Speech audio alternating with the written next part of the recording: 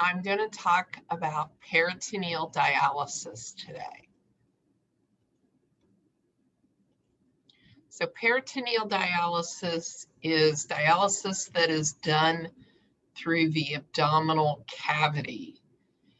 And it's using the abdominal wall membrane for a purpose of osmosis, diffusion, and ultrafiltration.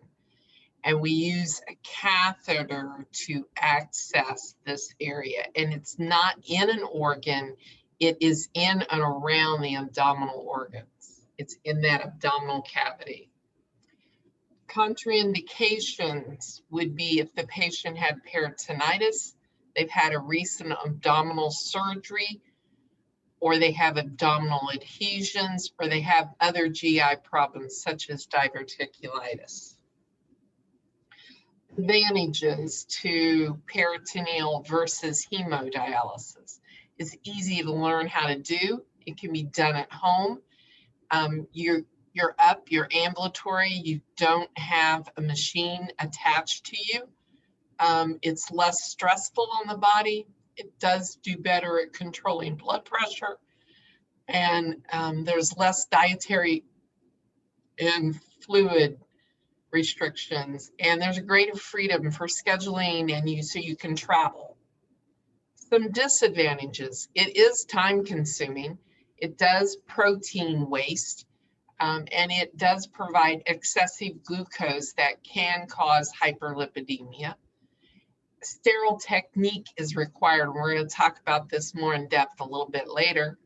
Weight gain, there's the risk for peritonitis, the risk for a peritoneum injury, and chronic back pain or development of a hernia. Things that can be added to this solution, because this is an individualized program for that particular patient, the doctor can add whatever the patient needs. So if they're having problems with low potassium, he can have that added. He can add heparin if they're having trouble with clotting, or if they need a prophylactic antibiotic, he can add that. The amount of glucose concentration, if it's the higher it is, the more pull, the more osmosis, and it increases that rate of ultrafiltration. So one exchange is the infusion, putting it in, that's the fill time, the dwell time, how long you leave it, and then the time it takes to drain it. A fill can be 1,000 to 2,000 milliliters of fluid, and it takes 10 to 20 minutes to put it in. The drain fluid drains out of the body by way of gravity.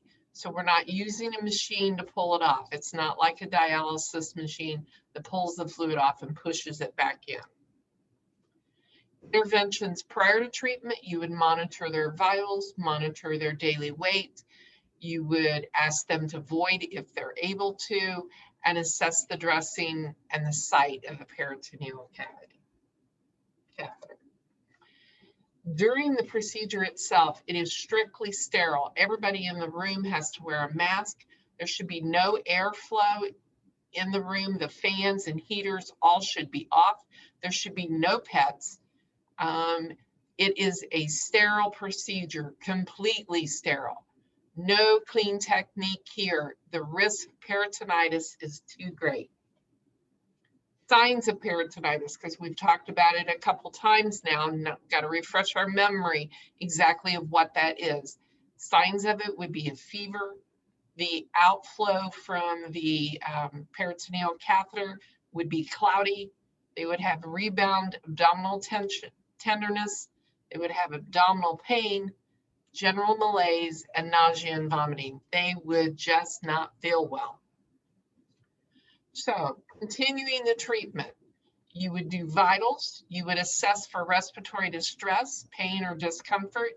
You would monitor for signs of pulmonary edema, because these patients were putting fluid in.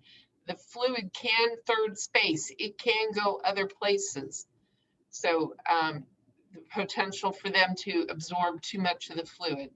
Hypotension, hypertension, and assess the catheter for drainage, whether it's wet or bleeding. Other things that we would do would be to not let the dwell time last longer than prescribed. If they're diabetic, they're going to be prone to hyperglycemia as it is. The solution is really concentrated with glucose. So the longer I leave it in, the more likelihood they're going to go into hyperglycemia. You're going to turn the client side to side to get the fluid to come out, just like when you have an NG and it's stuck up against the stomach wall. You turn them to get it to come away from that. Same idea, turn them side to side to help the fluid come out. Other things to help it come out is make sure they're aligned properly in the bed. Make sure there's no kinks. Those are the biggies. Make sure the clamp is off. You need to have an outflow that's continuous when the clamp is open. You need to monitor that color of the fluid coming off. It needs to be clear, not cloudy, and the outflow greater than the inflow and the appearance of flank blood need to be reported to the doctor immediately. So a complication is peritoneal dialysis. Peritoneal dialysis is peritonitis, and prevention is the #1 thing you have to keep in mind with these patients. So other complications besides peritonitis would be the exit site and tunnel infections, poor dialysate flow, dialysate leakage around the catheter, bleeding. You can get a bowel perforation or a bladder perforation from the catheter itself. So these are complications that the nurse has to monitor for.